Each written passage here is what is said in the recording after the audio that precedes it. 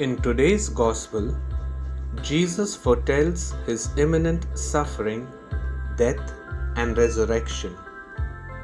Unfortunately, instead of reflecting on what Christ was saying, his disciples were busy with discussions and arguments over who was the greatest among them.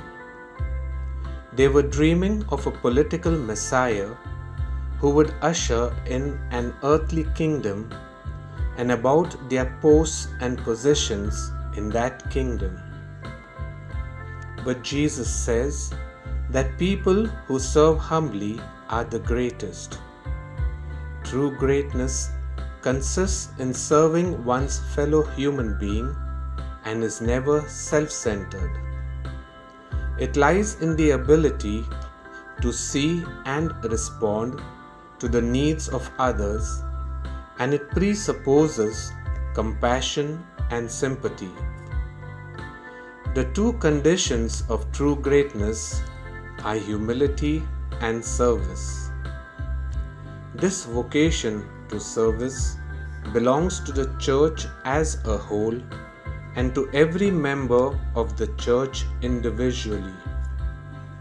Greatness, in Jesus' view, is found in our willingness to accept, welcome, and serve those who are considered unacceptable by reason of class, color, religion, wealth, or culture. We must welcome people the way a child welcomes them before he is taught discrimination. By setting a child before them, Jesus asks them to be like the child, suggesting the importance of innocence and humility. The trusting innocence of a child's heart is the place where believers can meet both Christ and God.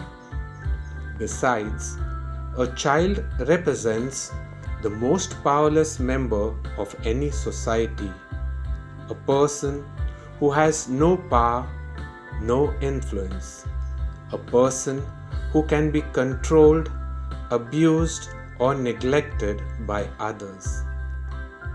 By introducing the example of a child, Jesus also shows us that when serving others, we must be careful to serve the least important. This means that the Christian must show hospitality to those who have no social status, the outcast, the sinner, the sick, and the feeble.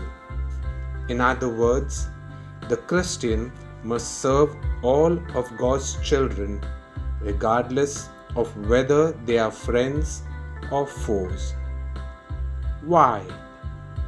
Because such people represent Jesus in our midst, and hence they must be welcomed, respected, and helped. The passage also tells us that Christians must care for the unwanted, neglected, and abused and ignored. Now, if we are to be truly great, we must be ready to accept 4 challenges. First, to put ourselves last. Second, to be the servant of all. Third, to receive the most insignificant human beings with love. And fourth, to expect nothing in return. Am I ready to be great in this following week through my childlike faith and selfless service?